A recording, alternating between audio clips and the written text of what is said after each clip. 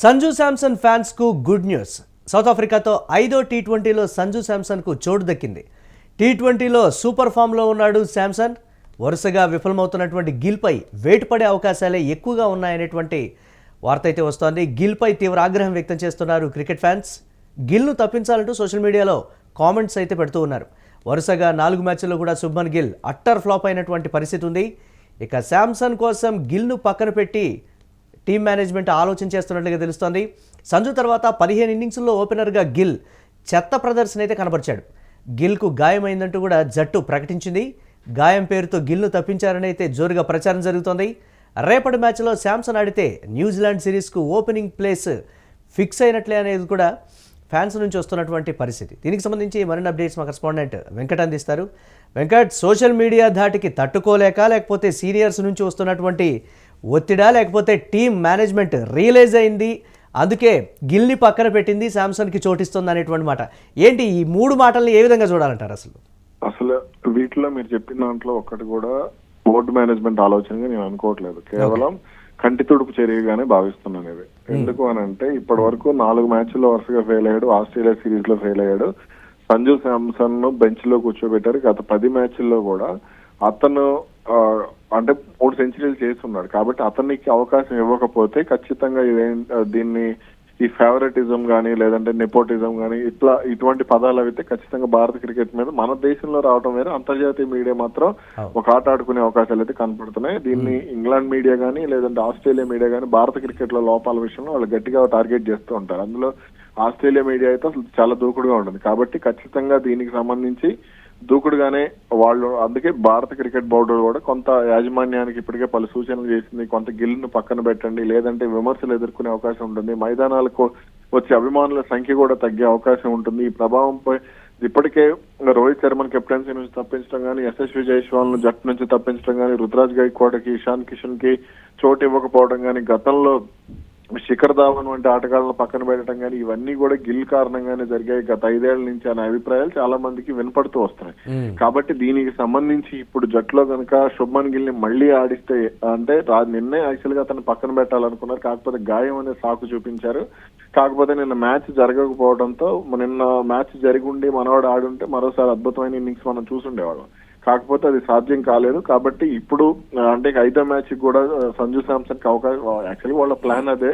అతను ఏం చేయాలి ఏంటనే దానికి సంబంధించి అతను ఒకరికి అభిషేక్ శర్మను తప్పించి కానీ, అభిషేక్ శర్మకు నిన్న మ్యాచ్ జరిగి ఉండే దాంట్లో భారత్ విజయం సాధించుంటే సిరీస్ ఆటోమేటిక్ గా భారత్ కు వచ్చి ఉండేది. కాకపోతే నిన్న మ్యాచ్ జరగక కొంత ఇబ్బంది పడింది. అయినా సరే ఇప్పుడు సంజు శాంసన్ ఖచ్చితంగా ఏదో ఒక రూపంలో చోటు కల్పించాలి అనే ఆలోచన అయితే భారత క్రికెట్ యాజమాన్యానికి అయితే ఉందనే విషయం స్పష్టంగా చెప్పొచ్చు.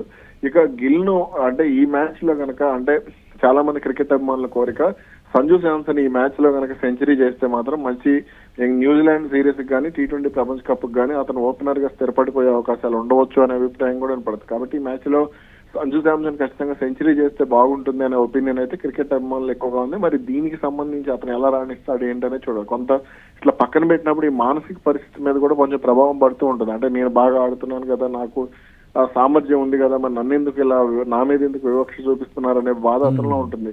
అది అభిమన్యు ఈశ్వరన్లో కూడా మనకి స్పష్టంగా కనపడింది. గిల్ కారణంగానే అభిమన్యు ఈశ్వరన్కి ఇప్పటివరకు టెస్ట్ జట్టులో చోటు కల్పించలేదు. కాబట్టి ఇప్పుడు ఆ ఇంకొక ఆటగాడు ఇప్పుడు సంజు శాంసన్ కూడా బలైపోతున్నాడు. సంజు శాంసన్ ధోని అప్పటి నుంచి ఇప్పటికీ బలైపోతూనే ఉన్నాడు. కాబట్టి ఇప్పుడు కనీసం ఇప్పుడన్నా అతనికి, అంటే అతని విషయంలో గంభీర్ కూడా గతంలో కన్నీళ్లు గార్చేటటువంటి పరిస్థితి ఉంది భారత క్రికెట్ లో చోటు అతనికి ఎందుకు దక్కట్లేదు అనే దానికి సంబంధించి. కాబట్టి ఇప్పుడు అతనికి ఖచ్చితంగా అవకాశం ఇవ్వాలనే డిమాండ్లే ఉన్నాయి. అందుకు అనుగుణంగానే బోర్డు అడుగులు వేస్తోంది.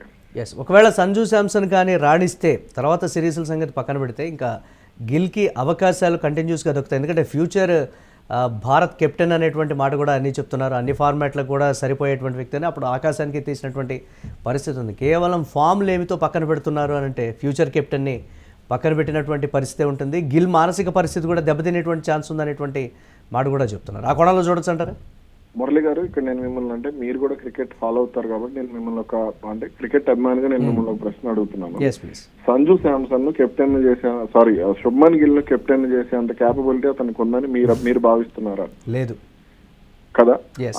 ఇంగ్లాండ్ టెస్ట్ సిరీస్ లో అతను ఆడింది కూడా ఫ్లాట్ పిచ్ లో. అతను ఆస్ట్రేలియాలో ఎప్పుడైతే ఫెయిల్ అయ్యాడో, సౌత్ ఆఫ్రికాలో ఎప్పుడైతే ఫెయిల్ అయ్యాడో, అగ్రజట్ల మీద ఎప్పుడైతే ఫెయిల్ అవుతూ వస్తున్నాడో, కాబట్టి ఖచ్చితంగా అతన్ని కొనసాగించడం అనేది నిజంగా అది ఈ ఫేవరెటిజం అనే విషయం అనేది స్పష్టంగా అర్థమవుతుంది. సాధారణంగా జట్లో ఆటగాళ్ళని ఎంపిక చేసేది వాళ్ళ ప్రతిభను చూసి ఎంపిక చేస్తారు తప్ప నాకు ఇష్టమనో, మీకు ఇష్టమనో, లేకపోతే ఇంకొకటికి ఇష్టమనో ఎంపిక చేయరు. అది ఎప్పుడైనా సరే ఉండదు. కానీ ఈ గంభీర్ కోచ్ గా బాధ్యతలు చేపట్టిన తర్వాత ఇది అంటే వ్యక్తి అంటే తాను అభిమానిస్తే ఎవరికైనా చోటు కల్పిస్తాడు. అది హర్షిత్ రాణానా, లేకపోతే సూర్యకుమార్ యాదవ్, లేదంటే ఇతను శుభ్మన్ గిల్ అనేది చాలా ఆశ్చర్యకరంగా ఉంది. అసలు యశస్వి జైస్వాల్ ఎందుకు పక్కన పెట్టారు, రిషబ్ పంత్ ఎందుకు పక్కన పెట్టారు?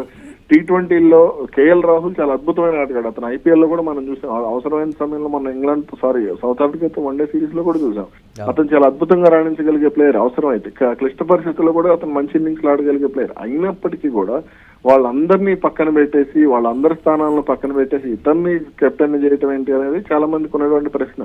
కాబట్టి అంటే కెప్టెన్ ను ఇప్పుడు టెస్ట్ జట్టుకు చేశారు కాబట్టి అందులో కొనసాగించి, అంటే గంభీర్ మామూలుగా అతను కోచ్ గా బాధ్యతలు చేపట్టినప్పుడు అతను ఆలోచన విధానం ప్రకారం 3 ఫార్మాట్లకి 3 కెప్టెన్లు ఉండాలి, ఒక ఫార్మాట్ లో ఆడిన వాడు ఇంకో ఫార్మాట్ లో ఉండకూడదు అన్నట్లుగానే వ్యవహరించాడు. అలాగే రోహిత్ శర్మను, విరాట్ కోహ్లీని టార్గెట్ చేయడం జరిగింది, రవిచంద్రన్ అశ్విన్ ను టార్గెట్ చేయడం జరిగింది, పుజారాను, రహానేను పక్కన పెట్టడం జరిగింది, మహమ్మద్ షమీని కూడా అదే విధంగా పక్కన పెట్టాడు. మరి ఒక ఫార్మాట్ కే పరిమితమై ఆ ఫార్మాట్ లో కూడా ఆడినటువంటి సూర్యకుమార్ యాదవ్ ఎందుకు కంటిన్యూ చేస్తున్నాడు? లేదంటే ఈ శుభ్మన్ గిల్ అసలు ఏ ఫార్మాట్ లోనూ రాణించలేనటువంటి ప్లేయర్ ని అతను ఎందుకు కంటిన్యూ చేస్తున్నాడు అనేది ఎవరికి అర్థం కాని పరిస్థితి. అలాగే మన సౌత్ ఆఫ్రికాతో మొదటి టెస్ట్ లో అతను 4 కొట్టినప్పుడు అతని గాయం కూడా చాలా మందిని ఆశ్చర్యపరిచింది. ఆ గాయానికి ICUలోకి వెళ్లాల్సిన పరిస్థితి ఉందా అనేది కూడా ఎక్స్ లో చాలా వరకు కామెంట్స్ కూడా చూసాం మనం. కాబట్టి ఇప్పుడు నిన్నటికి కూడా గాయాన్ని సాగ్గా చూపించి అతను తప్పుకున్నాడు అనేది కూడా కొంత వినపడుతున్నటువంటి విమర్శ. కాబట్టి రోహిత్ శర్మ లాంటి ఆటగాళ్లు అంటే తమలో తాము ప్రదర్శన చేయలేనప్పుడు జట్టు నుంచి తప్పుకొని బెంచ్ కి పరిమితం అయ్యారు. ఆస్ట్రేలియా సిరీస్ లో మనం చూసాం, లాస్ట్ టెస్ట్ కి అతను తప్పుకొని బుమ్రా కెప్టెన్సీ ఇచ్చాడు.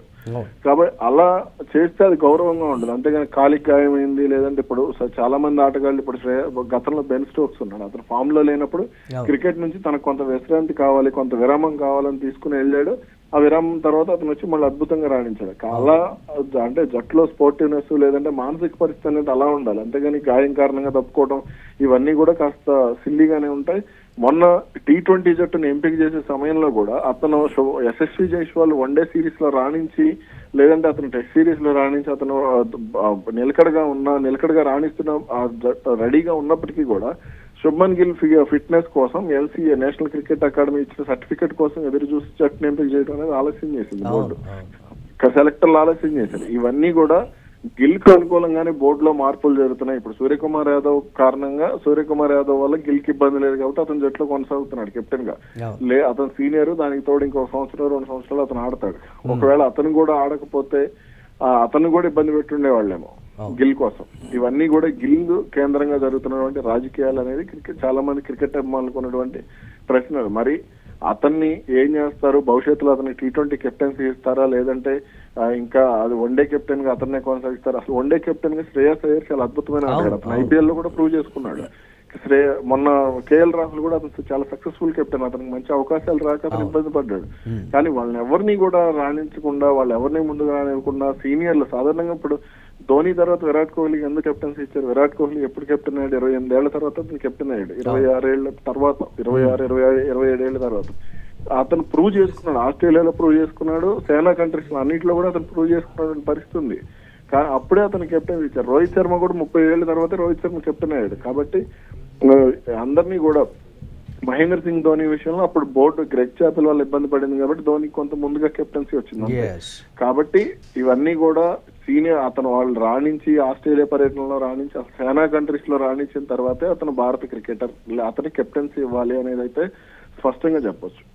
Right, thanks for updates. ఇంకా చివరి T20 సంజు శాంసన్ రాకతో అయితే రసవత్తరంగా మారేటువంటి అవకాశం ఉంది. ఓపెనింగ్ జోడీ మొత్తం కూడా అభిషేక్ శర్మ మీదే భారం పడిపోతోంది. గిల్ చాలా తక్కువ పరుగులు చేస్తున్నాడు, నిదానంగా ఆడుతున్నాడు, T20 ఫార్మాట్కి భిన్నంగా ఆడుతున్నాడు అనేటువంటి దానికి సంబంధించి సూపర్ ఫామ్లో ఉన్నటువంటి సంజు శాంసన్ రాకతోటి T20 ఓపెనింగ్ జోడీ మరింత రెచ్చిపోయి భారీ స్కోర్ చేసేటువంటి అవకాశం అయితే ఉందనేటువంటి మాట.